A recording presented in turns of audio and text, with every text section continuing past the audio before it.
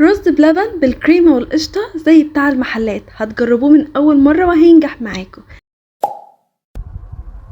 معانا كوبايتين مية هنحطهم في الحلة، وأول ما يغلي هننزل عليهم بنص كوباية رز مصري لو حبة صغيرة، ونقلب كويس ونسيب الرز لغاية ما يشرب المية.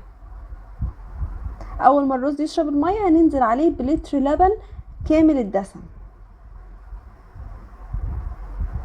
ونص كوباية سكر، ما تخافوش السكر هيبقى طعمه حلو، وكمان معلقة كبيرة قشطة، ونقلب كله مع بعض ونسيبه يغلي،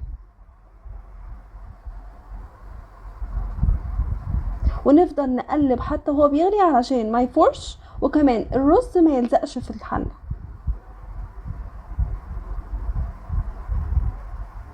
هنجيب كوباية هنحط فيها ربع كوباية لبن ومعلقة كبيرة نشا، وكمان باكو كريم شانتيه،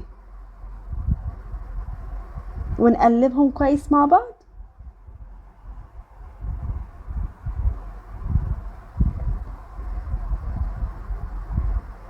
اول ما الرز يشرب شوية من اللبن هننزل بقى بالميكس اللي احنا عملناه، اللي هو كان تاني ربع كوباية لبن عليها معلقة كبيرة نشا وباكو كريم شانتيه، ونقلب.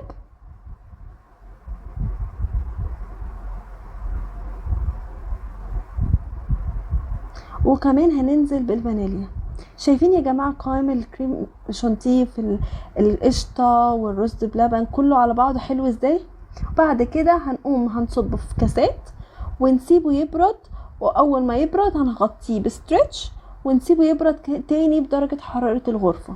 لما يبرد خالص هندخله التلاجة